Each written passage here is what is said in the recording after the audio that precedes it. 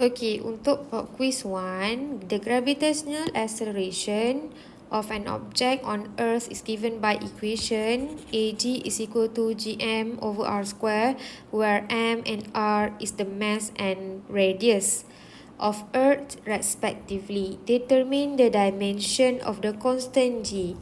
So here make sure that the g you substitute or you rearrange equation as a subject. Okay, so first equation given is this, and then I rearrange equation g as a subject. We get ag r square over m. Okay, after that the question asks you to determine the dimension of g. So I put the symbol of dimension for g is equal to dimension of ag times dimension r square over dimension of mass. And then after that, okay, let's do dimension. So as you can see that the ag is the unit for acceleration due to gravity. So unit SI for ag is meter per second square. So how to change in SI unit in form of dimension? Symbol of dimension. So my analogy is, okay, dimension of ag, the symbol for unit SI for mass is m. So dimension for mass is, dimension ag is meter. So dimension for meter is length. And then dimension for time is t. Okay, then power of negative 2. Then r is radius, so the unit radius is meter. So the symbol dimension of meter is capital L. Okay, because in this equation we use r square, so means dimension for r square is L square. And then how about m? M is represent mass. Were calculated in SI unit in kilogram. So as you can see that the dimension of mass is capital M. So substitute in the formula below the dimension for each subject. So we get LT negative 2 times with L power of 2 divided by capital M. So we get the dimension of G is equal to L power of 3 times T power of negative 2 and M power of negative 1. Okay, so contribute you 2 marks. Okay, so next is the orbital radius r of satellite revolving around the Earth is given by r cube is gm over r cube is equal to gm times t over 2 pi power of 2.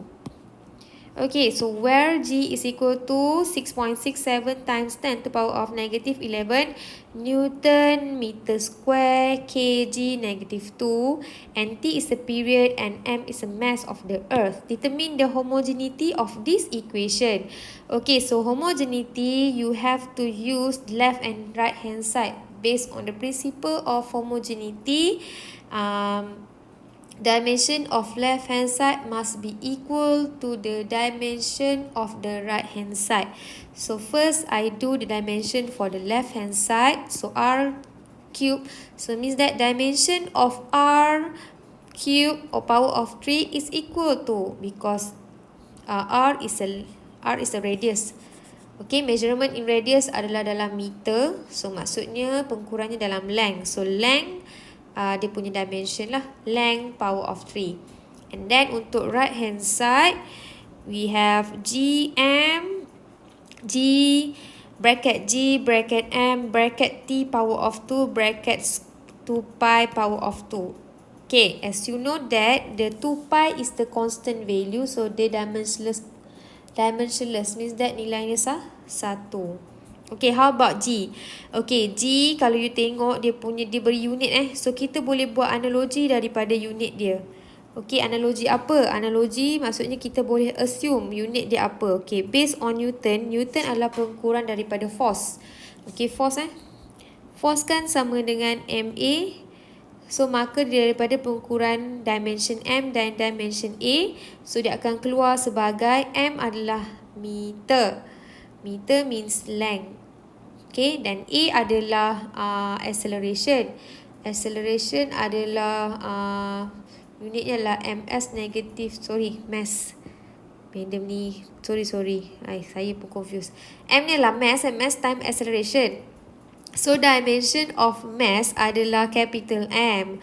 Okay, saya nak sebut lain. Okay, capital M. Okay, then acceleration adalah unitnya meter per second square. So dia akan jadi meter is L. Okay, lepas tu second negatif tu adalah T lah. T negatif tu. So dapatlah untuk unit bagi Newton ni, dia punya dimension adalah, unit bagi Newton ni maksudnya force lah. So dimension force adalah MLT power of 2. Nampak tak saya tulis dekat sini? Okay, so ini adalah untuk N. And then untuk M kuasa 2, dia punya analogi sama juga dengan L kuasa 2. And then kg negatif 2, dia adalah analogi kepada mass negatif 2. Okay, so next adalah mass yang sendiri punya, iaitu yang ni. So gantikan di sini. And then T, gantikan di sini, kuasakan 2. Jangan lupa. And then 2 pi power of 2 equal to 1. Okay, finally you simplify this, you get L power of 2. Okay, L power of 2 times with L here. So you dapat L power of 3. So as you can see, left hand side L3, right hand side also L3. So the equation is homogeneous, or we call it as homogen. Okay? Alright. Okay, so next adalah figure 1 show the 3 forces acting on particle S.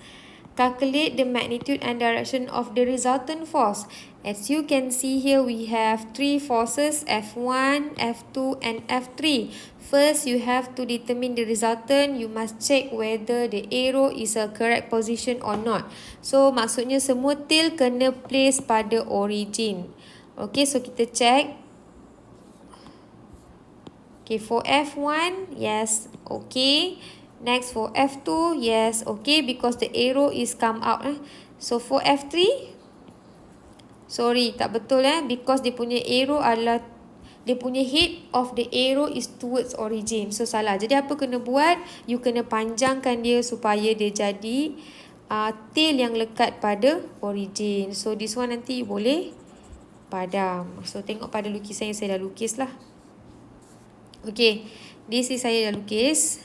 Okay, so nampak F1, F2 dan F3. Semua arrow dah keluar dia punya head.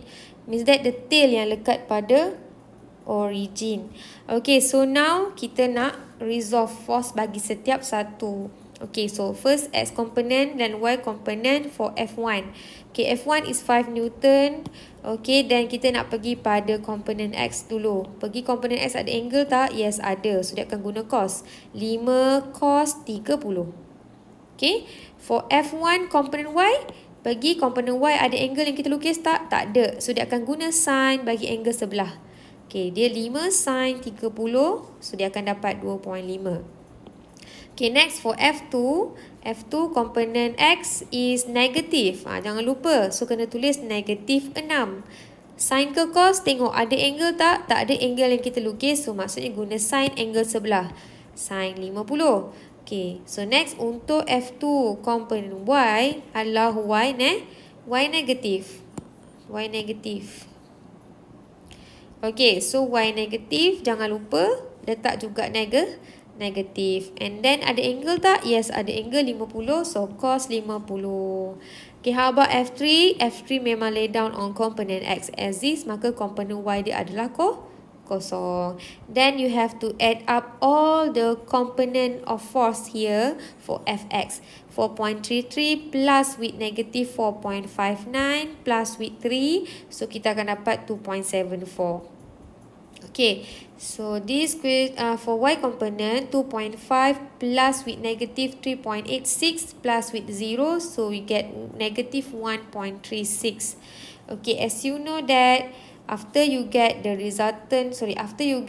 component by each force, component X and component Y, so you have to calculate the resultant force for this component. So F resultant is equal to square root summation Fx square plus summation Fy square. And then we get 3.06 Newton.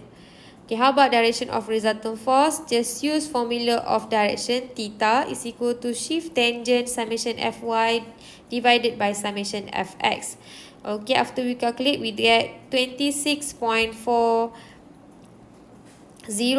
Okay, where's direction of 26.40? Because component X is laid down on component X-axis, positive, and then component Y is laid down on the component negative Y, below. So, come out resultant from these two plotting. So, dia akan keluar kat sini lah. Okay, this is we call as V lah. Sorry, V pula. Force resultant. Okay, so angle dia akan duduk di sini lah, lekat pada komponen X. So that's why 26.40 is below positive X axis. Okay.